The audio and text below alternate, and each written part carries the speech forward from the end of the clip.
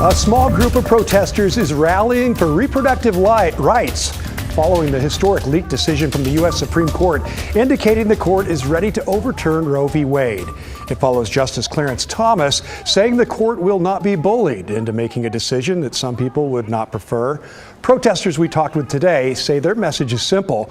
The justices should defend the landmark ruling that goes back to the 1970s, and lawmakers should vote to codify abortion rights for all. Well, good afternoon, and thanks for joining us. I'm Tim Gordon. In other news, an investigation is underway after a Portland police officer shot and badly injured someone in the Roseway neighborhood in the northeast part of the city last night. The incident took place just after 9 o'clock as two officers pulled over a vehicle for several violations. This was at Northeast 78th and Mason. And new today, detectives say the suspect and officers shot at each other. The suspect remains in the hospital with life-threatening injuries. No officers were injured during the shooting.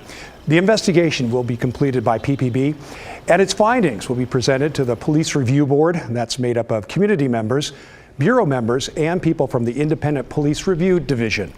The officers involved are currently on administrative leave. Police in Beaverton are investigating a deadly shooting. Officers were called to Southwest Macquarie Court around 8:40 last night.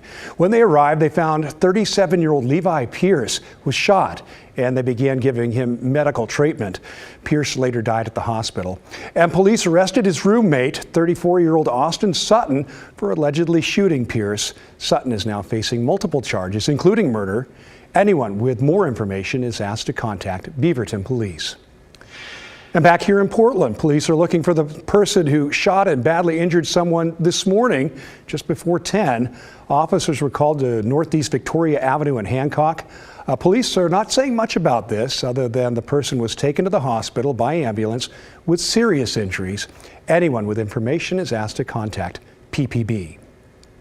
Portland police say they've arrested the person accused of vandalizing both a mosque and synagogue along with a community center.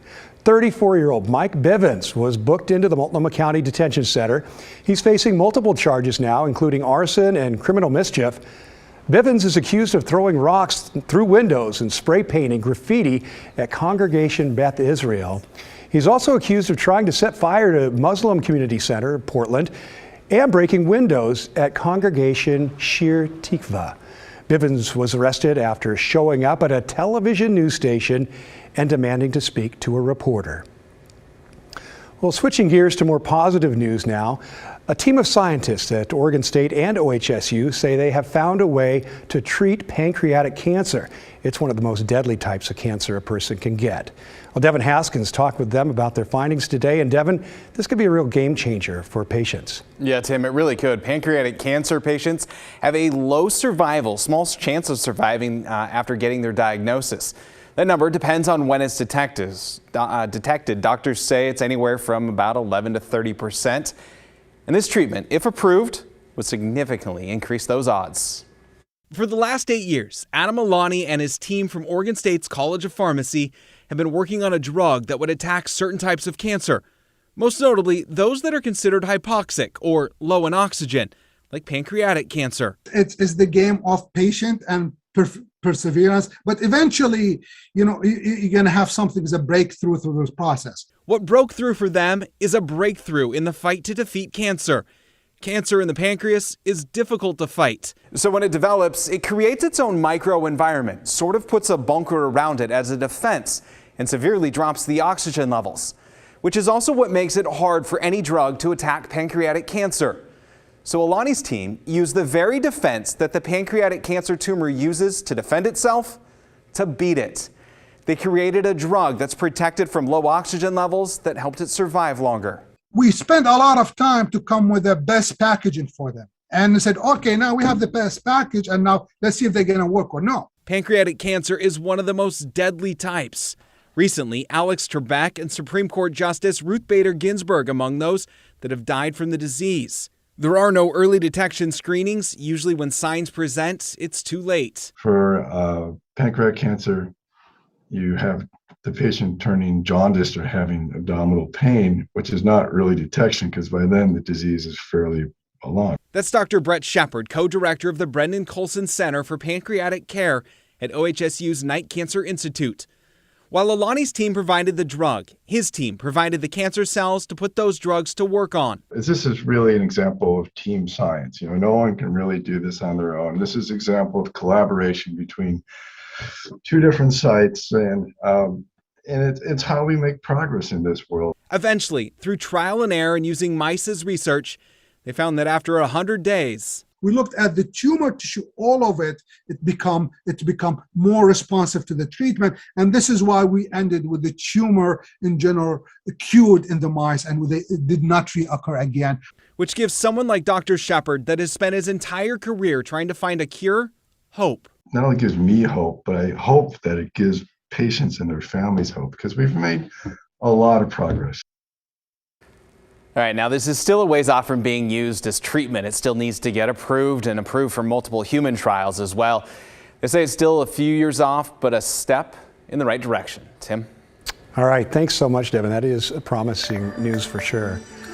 All right, we've got meteorologist Joe Ranieri here. And Joe, I don't know, they can't beat this cold and rainy and It's been the longest spring ever. I mean, really we usually has. get kind of teased with some wet conditions followed by a nice warm stretch. We really haven't seen a warm, dry stretch that has lasted more than a couple of days so far this spring. And you know best, what? yeah. That's not changing heading in darn the it. next few days. All right. But as we make plans for Mother's Day, we are going to be seeing some scattered showers here the rest of your Saturday night. Here's a live look over in the reserve over in Aloha. A mix of some clouds and sunshine at this hour. Temperatures are in the low 50s, and we definitely have seen quite a decent amount of rain so far. Last check, we've seen about 1/3 of an inch of rain since midnight. Again, showers are going to continue overnight and a little bit into tomorrow morning. But I think for the most part, many locations across the state, especially throughout the metro area, are going to be waking up to mainly dry conditions. With that said, you might want to plan your time with mom, maybe brunch or whatever the case may be throughout the earlier part of the morning, because by the afternoon, those showers will kind of pick up again. And along with those showers, there will be a chance to see some thunderstorms move through, and showers will be kind of popping up a good part of next week as well. And that's one thing that's going to be changing with their forecast. As we look at the satellite and radar right now, up and down the I-5 corridor and really across the state, we got some unstable air out there. You can see some heavier cells moving in along the foothills of the mountains. A little bit of some thunderstorms kind of popping up throughout the Oregon Cascades. And the big headline from the Oregon Cascades is the snow that you're going to be seeing here heading into the overnight hours. Already seen about 7 inches of new snow just at Timberline Lodge alone, and heading into the overnight hours, I'm forecasting anywhere from 3 to maybe 6 inches of new snow. You can see where the snow will really pile up. It drops down, the snow level that is, down about 2,000 feet. Now with that snow in the forecast, there is a winter weather advisory in place up and down the Oregon Cascade. So be prepared for some winter driving conditions heading into the higher elevations late tonight and into tomorrow. And Tim, I'll talk more about when we'll start to see maybe a little bit of some drier conditions. That's coming up in your detailed forecast about 10 minutes from now. Okay, Joe, look forward to hearing about that. My gosh, ski season just never ending this year, I think. Spring skiing for sure. Well, dozens of people were out today recognizing women from the sports world as part of the 4th annual Oregon Girls Sports Leadership Summit.